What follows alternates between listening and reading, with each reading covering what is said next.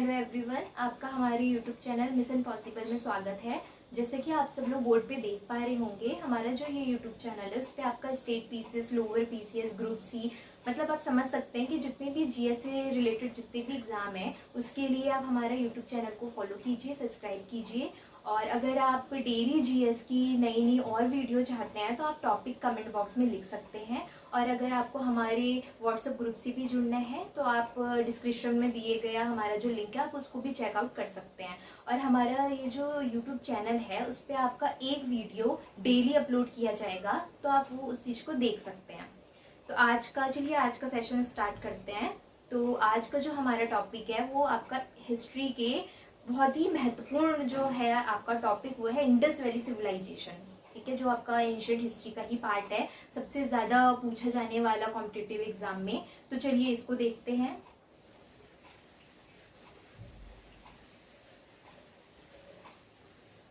तो देखिए, आपको कोई सा भी टॉपिक पढ़ने से पहले उसकी बेसिक नॉलेज होना बहुत ज़्यादा ज़रूरी है। आप ऐसी ऐसी वीडियो या ऐसी ऐसी चीज़ें देख लेते हैं, इतना ज़्यादा डिटेल में घुस जाते हैं कि आपको उसका बेसिक कॉन्सेप्ट ही याद नहीं रहता है। और मेनली आपकी जितनी भी कॉम्पिटिटिव एग्जाम है उसमें आप जितने भी बेसिक पॉइंट हैं अगर आप उसको कवर कर लेते हैं तो उतना आपके लिए सफिशेंट है। इसके अलावा आप अपनी जो स्टैंडर्ड बुक है उसका सहारा ले सकते हैं। बस आपको अपनी मेहनत करनी है और आपको अपने बुक्स का सहारा लेना है, अदर सोर्सेज पे बहुत ज़्यादा डिपेंड नहीं रहना है।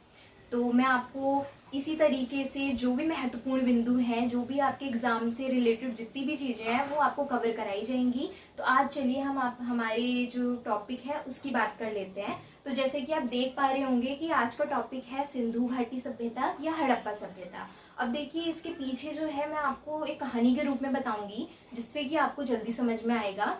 तो देखिए, इसका जो हड़प्पा सभ्यता है मेनली जो वर्तमान में जो बोली जाती है तो वो हड़प्पा ही सभ्यता बोली जाती है। जैसे कि इससे पहले जब तक आपकी हड़प्पा सभ्यता या सिंधु सभ्यता की खोज नहीं हुई थी तो उससे पहले ये माना जाता था कि वैदिक कालीन जो सभ्यता है उसी को प्राचीन सभ्यता माना जाता था। लेकिन जब इसकी खोज हुई और जब इसकी खुदाई, इन स्थलों पे खुदाई की गई, तब आपके सामने इस सभ्यता के बारे में चीज़ें सामने आई और तब पता चला कि ये हमारी पहली नगरीय सभ्यता के रूप में ये उभरा। अब चलिए इसके पीछे की हिस्ट्री थोड़ा सा जान लेते हैं। देखिए, जो हमारी सिंधु घाटी सभ्यता, हड़प्पा सभ्यता है, इसको मेनली 3 रूपों में या 3 नाम दिए गए हैं। ठीक है, एक है आपका सिंधु सभ्यता, ठीक है, और एक है आपका सिंधु घाटी सभ्यता, ठीक है, और एक है आपका हड़प्पा सभ्यता। ठीक है, तीनों नाम आपके एक ही हैं। अब आपको इसके पीछे ये देखना है कि इसके ये नाम पड़े कैसे।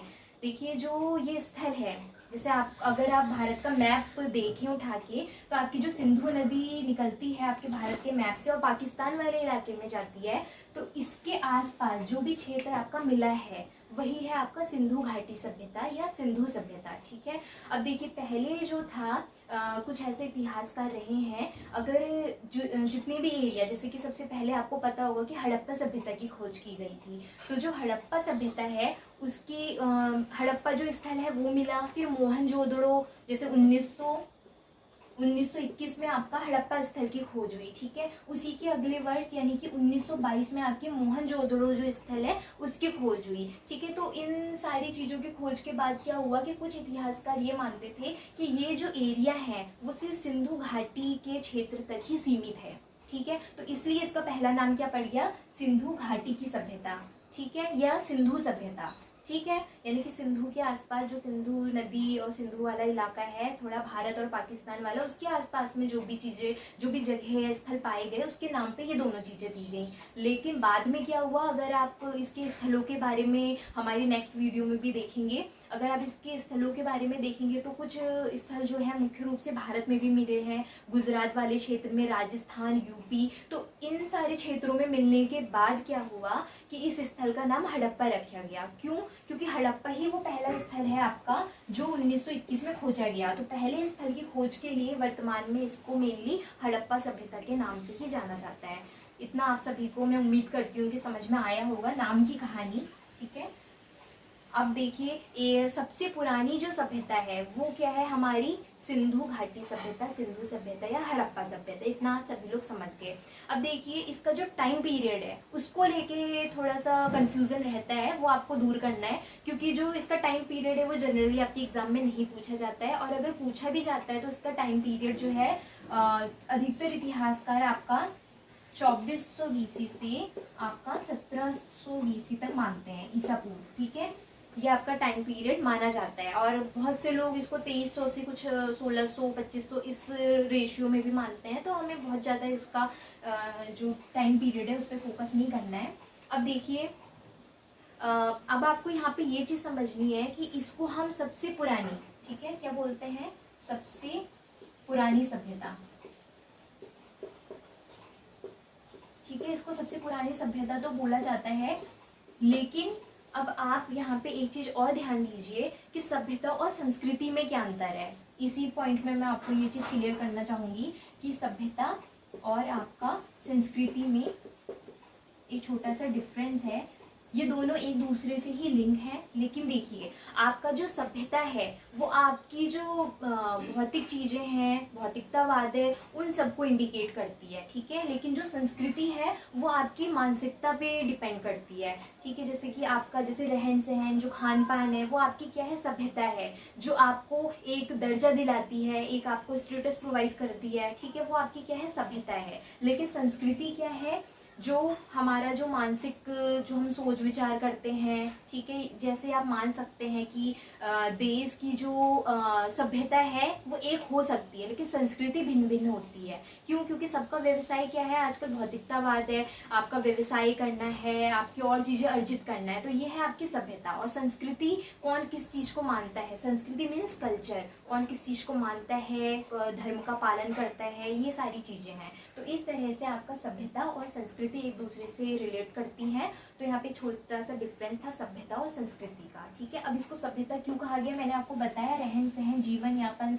और जो एक लिविंग स्टैंडर्ड जो था उसके आधार पे सभ्यता शब्द का उत्पत्ति हुई है, सभ्यता शब्द इसको कहा जाता है, ये ठीक है। अब देखिए नगरीय सभ्यता थी, यहाँ पे जितने भी पुरातत्वों के अनुसार जो भी खोज करी गई या माना गया, वो क्या माना गया कि ये एक नगरीय सभ्यता थी। मतलब यहाँ के लोग जो हैं ऐसा माना जाता है कि ईंट यहाँ से पाई गई हैं, मतलब लोगों में इतनी नॉलेज थी कि वो अपना रहन सहन जो था एक अच्छे स्तर से करते थे, ठीक है।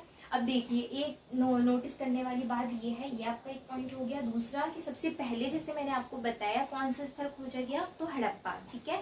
तो हड़प्पा स्थल की खोज कब हुई आपके, इसको आप साथ साथ में नोट करते भी रहिएगा, 1921 में। और इसकी खोजकर्ता कौन थे, ये काफी बार आपके एग्जाम में आ चुका है, ठीक है। तो इनका नाम था दयाराम साहनी,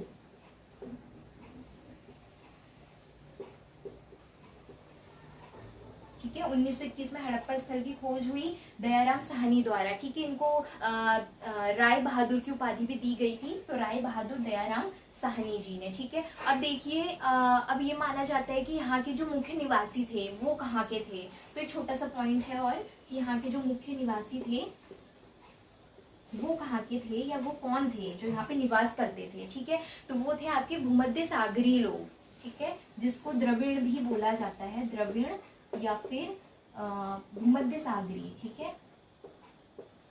ये भी कई बार पूछा गया है आपके एग्जाम में कि हड़प्पा सभ्यता के जो निवासी थे वो मुख्यतः किस इलाके से बिलोंग करते थे या कहाँ के थे, ठीक है। तो द्रविड़ और भूमध्य सागरीय ये लोग थे, ठीक है। ये आपको पॉइंट नोट करना है। अब देखिए इसके पीछे की कहानी क्या है कि जो हमारे, आपने सुना होगा भारतीय पुरातत्व सर्वेक्षण, हमारे जिसको बोला जाता है फादर ऑफ इंडियन आर्कोलॉजिस्ट, तो वो कौन थे, हमारे, आप सबको नाम अच्छे से ये पता होना चाहिए, अलेक्जेंडर कनिंघम, ठीक है। तो इन्होंने क्या किया कि 1853 से 1856-57 के आसपास इस स्थल के आसपास जो है क्योंकि ये पुरातत्व सर्वेक्षण में थे, हेड थे, उनके फादर ऑफ इंडियन आर्कोलॉजिस्ट इनको बोला जाता है, अलेक्जेंडर कनिंघम को।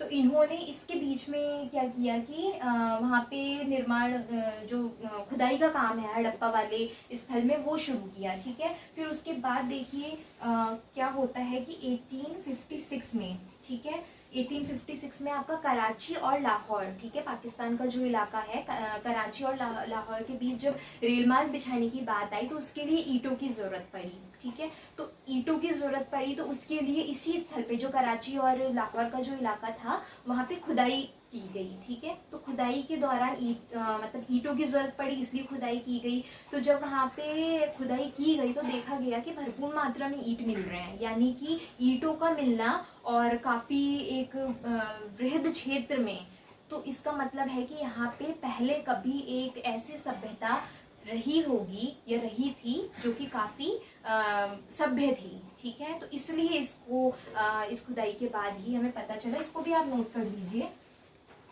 1856 में जब आपका कराची और लाहौर के बीच रेल मार्ग बिछाने के दौरान जब खुदाई की गई थी, ठीक है, तब ईंटों की जरूरत पड़ी थी और वो ईंटों की जो मात्रा थी वो आपके हड़प्पा स्थल से मिली थी। अब देखिए मैंने आपको बताया कि क्या होता है कि हड़प्पा इसके 1 साल बाद 1922 में मोहनजोदड़ो स्थल की खोज होती है। वो कौन करते हैं? राखलदास बनर्जी के द्वारा, ठीक है। तो उसके बाद और भी ऐसे क्षेत्र हैं जो भारत में खोजे जाते हैं।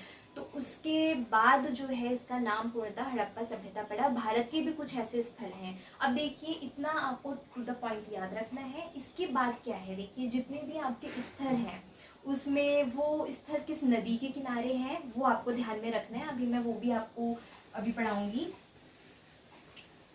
तो इतना करने के बाद अब देखिए सबसे जो चीज़ें हैं वो क्या है कि इसके बारे में जो, ठीक है, ईंट तो पत्थर तो मिल गए, हमें पता चल गया कि नगरीय सभ्यता थी, लेकिन इसकी कुछ लिपि भी तो होगी, यहाँ से कुछ ऐसी चीज़ें भी तो मिली होंगी जो इसके बारे में बताए कि वहाँ पे कैसी चीज़ें रही थी। तो लिपि का देखिए यहाँ पे कोई प्रमाण नहीं मिलता है, तो इसलिए लिपि जो है पढ़ी नहीं जा सकती है इसकी, ठीक है। इसलिए आपको लिपि पे ज़्यादा ध्यान नहीं देना है। अब चलिए थोड़ी सी चर्चा कर लेते हैं कि जो यहाँ के लोग थे, ठीक है। अब ये सभ्यता तो मिल गई, ठीक है। अब इनका मेन व्यवसाय क्या था, तो अब आप खुद समझ सकते हैं। इतनी पुरानी नगरीय सभ्यता मिली है तो उस समय लोगों का आधार क्या रहा होगा?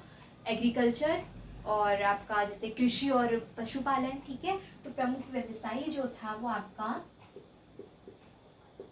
क्या रहा होगा? कृषि और पशुपालन, ठीक है। और देखिए इसके बाद क्या होता है, अगर आपसे ये पूछा जाए कि यहाँ के जो लोग थे उन्होंने जैसे अगर कृषि तो करी तो सबसे पहले उन्होंने ऐसी कौन सी चीज का उत्पादन किया, वो भी कई बार एग्जाम में पूछा गया है कि जो सिंधु सभ्यता के लोग थे उनके द्वारा ऐसी कौन सी पहली कृषि के क्षेत्र में ऐसी कौन सी चीज थी जो सबसे पहले उसको उत्पादन किया गया, तो वो था आपका कपास, ठीक है। तो सबसे पहले यहाँ पे कपास का उत्पादन किया गया, ठीक है। ये दोनों चीजें आपकी क्लियर हुई। अब उसके बाद देखिए ये जो हड़प्पा स्थल है जिसको हड़प्पा सभ्यता बोला जाता है, तो इस सभ्यता में आपका सबसे ज्यादा क्या चीजें पाई गई हैं? लोहे, ठीक है। लोहे की चीज यहाँ पे प्राप्त हुई है। तो यहाँ पे आयरन ज्यादा मिलने से इसको कांस्य युगीन या लौह युगीन सभ्यता या संस्कृति भी कहा जाता है, ठीक है। इसको भी नोट कर लीजिए, कांस्य युगीन संस्कृति या सभ्यता या फिर लौह युगीन आपकी, ठीक है।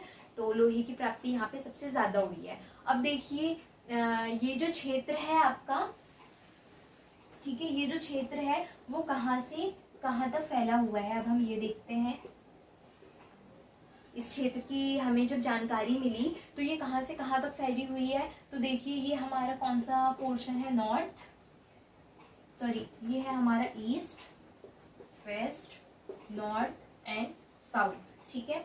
अब देखिए कभी कभी ऐसा पूछ लिया जाता है कि सबसे नॉर्थ में इस सभ्यता का कौन सा स्थल है, सबसे ईस्ट में कौन से है, सबसे वेस्ट में कौन से हैं? पूर्व, पश्चिम, उत्तर, दक्षिण, ठीक है। तो ये चारों डायरेक्शन में जो जो इलाके हैं, जो जो स्थल है वो आपको ध्यान होने चाहिए और ये किस नदी के किनारे हैं, ठीक है। तो देखिए नॉर्थ से शुरू करते हैं। तो सबसे पहले आपका नॉर्थ में जो आपका क्षेत्र है वो है मांडा, ठीक है। मांडा ये नाम याद रखना है। ये कहाँ है आपका? तो देखिए एक है चिनाब नदी और एक है चिनाब, यहाँ पे आपको कंफ्यूज नहीं होना है। तो ये जो है मांडा ये है चिनाब नदी, ठीक है। चिनाब नदी के किनारे ये क्षेत्र है सबसे नॉर्थ में। ये आपका जम्मू एंड कश्मीर वाले इलाके में पड़ता है। प्रेजेंट में इसकी सिचुएशन देख लिया जाएगा, ठीक है। फिलहाल जम्मू कर दीजिए, जम्मू एंड कश्मीर वाले रीजन में ये मांडा क्षेत्र पाया जाता था। और फिर देखिए नॉर्थ के बाद अगर हम साउथ में आएंगे नीचे की तरफ, तो आपको पता होना चाहिए कि ये जो सभ्यता थी, जैसे मैंने आपको बताया कि ये इंडिया में भी थी, ठीक है। इंडिया में भी कई इसके प्लेस मिले हैं। तो सबसे साउथ में इसका कौन सा प्लेस है, ठीक है, वो है आपका दैमाबाद। दैमाबाद। और ये किस नदी के किनारे है, तो प्रवरा नदी, ठीक है। ये किस जगह है आपका, तो ये है महाराष्ट्र में, ठीक है। तो आपको ये सारी चीजें भी ध्यान में रखनी है। तो दैमाबाद प्रवरा नदी के किनारे है और महाराष्ट्र में है ये। अब ये पूछा जाता है प्रवरा नदी किसकी सहायक नदी है, ठीक है, तो ये गोदावरी की सहायक नदी है, ठीक है। कभी कभी क्वेश्चन में आ जाता है। तो प्रवरा नदी जो है आपकी गोदावरी की सहायक नदी है, ठीक है, गोदावरी की सहायक नदी। अब देखिए आपका नॉर्थ हो गया, साउथ हो गया, अब ईस्ट की बात कर लेते हैं। तो ईस्ट में जो है आपका यूपी का एक क्षेत्र है, ठीक है, वो है आलमगीरपुर। आलमगीरपुर,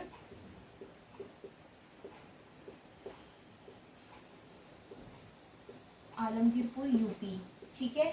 अब ये किस नदी के किनारे है, तो ये है आपका हिंडन नदी के किनारे, ठीक है। यहाँ पे लिख लीजिएगा हिंडन नदी, ठीक है। और हिंडन नदी किसकी सहायक नदी है, तो यमुना की, ठीक है। हिंडन नदी किसकी सहायक नदी है, तो यमुना की सहायक नदी है, ठीक है। चाहे तो आप ये मैप बना भी सकते हैं। तो सबसे ईस्ट का पोर्शन हो गया आपका पूरब में, और सबसे वेस्ट में आप सब लोग जान रहे होंगे कि अब ये वेस्ट वाला पोर्शन आपका कहाँ पड़ेगा, तो पाकिस्तान वाले इलाके में, ठीक है। तो यहाँ पे इसका नाम है वेस्ट वाले रीजन का सुत्का गेंडोर, ठीक है। तो सुत्का गेंडोर जो है ये है आपका दशक नदी के किनारे, ठीक है, दशक नदी के किनारे पाकिस्तान वाले इलाके में, ठीक है। और ये आपका कंप्लीट हो जाता है यहाँ से। तो यहाँ से आपको चारों डायरेक्शन जो है यहाँ के स्थल जो है वो ध्यान में रखने हैं, ठीक हो गया। और इसके साथ साथ ये जो प्लेस है इसकी सहायक नदियों का भी ध्यान में रखना है, और ये किस क्षेत्र में है। अब देखिए ये आप लोगों को मैप अच्छे से दिख रहा होगा, चाहे तो इसको ड्रॉ कर लीजिए, बना लीजिए अच्छे से। और इसको समझने के लिए आप डायग्राम का सहारा ले सकते हैं। देखिए किसी भी चीज़ को समझने के लिए आपका सबसे बेस्ट तरीका जो होता है वो होता है आप उसको मैप के माध्यम से या फिर डायग्राम बना करके उसके माध्यम से समझेंगे, तो आपको चीज़ें बहुत जल्दी ध्यान में रहेंगी। अब देखिए कुछ पॉइंट हमारे क्लियर हो गए हैं। अब देखिए इसके बाद जैसे मान लीजिए हमारा भारत का मैप है मान लीजिए, ठीक है। और ये वाला इलाका क्या है, पूरा भारत है, और ये वाला इलाका क्या है, पाकिस्तान है। तो इसको सिंधु, जैसे मैंने बताया कि सिंधु नदी के आसपास का क्षेत्र रहा है। तो सिंधु नदी यहाँ से निकलती है भारत से होते हुए कहाँ को, पाकिस्तान से होते हुए इधर अरब सागर में गिरती है, ठीक है। तो इसके आसपास का जो क्षेत्र सबसे पहले जो खोजा गया क्षेत्र था वो था हड़प्पा। तो वो हड़प्पा किस जगह था, यही पाकिस्तान वाले इलाके में था, ठीक है। फिर इसके बाद मोहनजोदड़ो, तो मोहनजोदड़ो भी यहीं इसी रीजन में था, ठीक है आपका। तो अगर आप चाहें तो इसका अच्छे से डायग्राम बना सकते हैं। अभी मैं आपको इसका डायग्राम बना करके अच्छे से समझाती हूँ।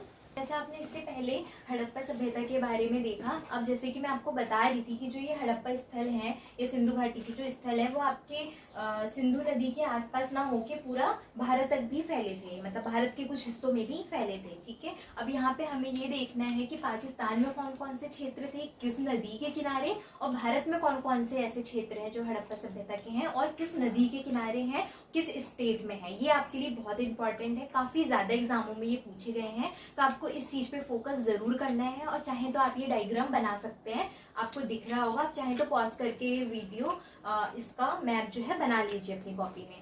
अब देखिए जो ये हड़प्पा के स्थल हैं वो आपके जो ये सभ्यता थी पूरी हड़प्पा सभ्यता वो क्या थी, जैसे मैंने आपको बताया कि कांस्य युगीन, ठीक है, कांस्य युगीन ये सभ्यता थी। तो यहाँ से कांस्य जो है ये सबसे ज्यादा मिले हैं, और ये किससे मिलके बना होता था, तांबा और आपका टिन, ठीक है।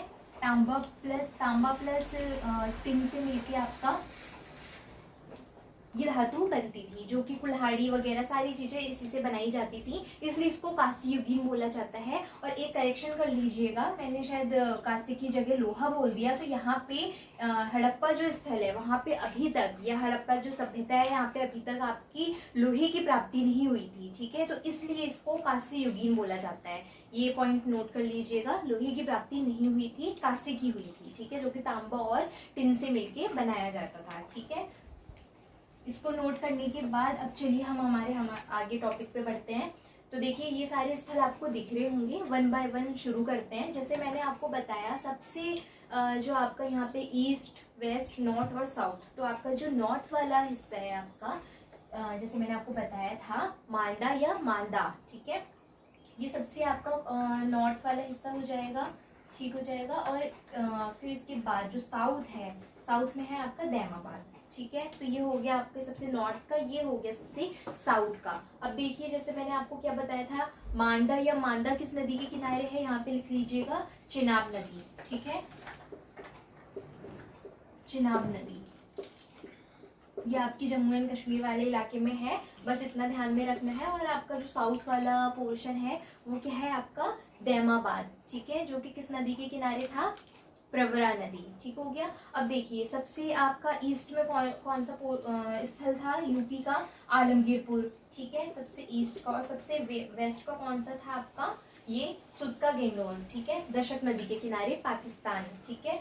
तो आपको ये अच्छे से ध्यान में रखने हैं, ये चारों चीजें आपको याद हो गई होंगी। अब देखिए इसके अलावा पाकिस्तान वाले जो रीजन में थे वो पहले देख लेते हैं। जैसे आपका हड़प्पा स्थल, ठीक है, ये आपको हड़प्पा क्षेत्र दिख रहा होगा, ठीक है, ये है हड़प्पा रावी नदी के किनारे, ठीक है, पहला स्थल।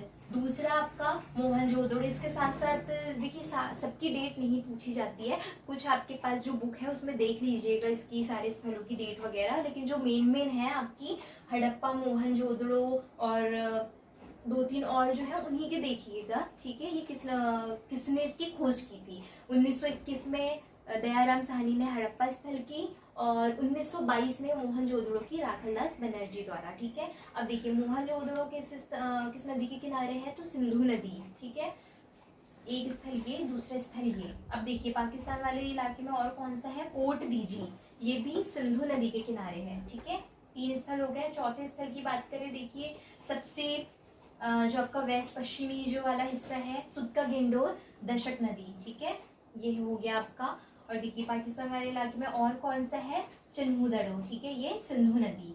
तो इसकी नदी और स्थल ये आपके कवर करते हैं पाकिस्तान वाले पोर्शन को, ठीक है।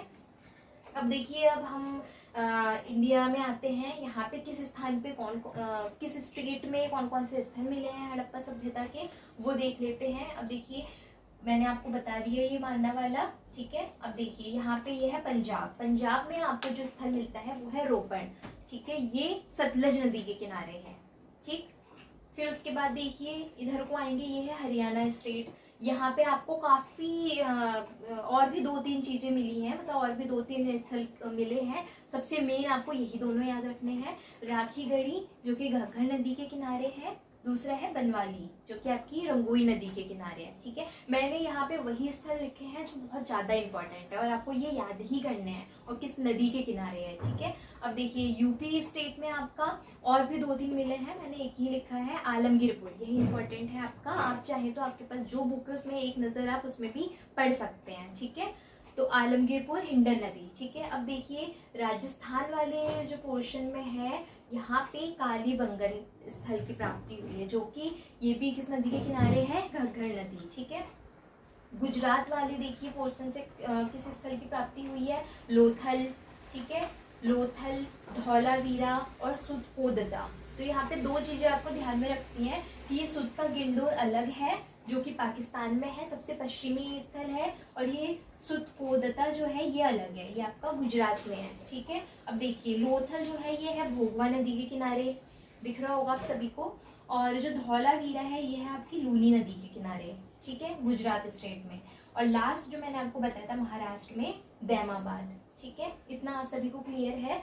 अगर आपको ये वीडियो और मेरा पढ़ाया हुआ आपको ये सारी चीज़ें अच्छे से समझ में आई हो तो आप इसकी नेक्स्ट वीडियो देखना चाहते हैं तो कमेंट बॉक्स में लिखिएगा, क्योंकि अभी फिर 1 बाय 1 आपको इन सभी स्थलों के बारे में जो भी मेन चीज़ें हैं, जैसे किस स्थल में क्या चीज़ें फेमस थी, क्या चीज़ रही जो एग्ज़ाम में पूछे जाते हैं, तो वो आपका कवर कराया जाएगा सेकेंड वीडियो में इसके नेक्स्ट जो आएगी, ठीक है। और एक चीज़ और, अगर आप हमसे हमारे व्हाट्सएप ग्रुप से जुड़ना चाहते हैं तो लिंक आपका डिस्क्रिप्शन बॉक्स में, आप उसको चेकआउट कर सकते हैं। और तब तक के लिए ऑल द बेस्ट आप सभी को, और घर पे रहें, सुरक्षित रहें।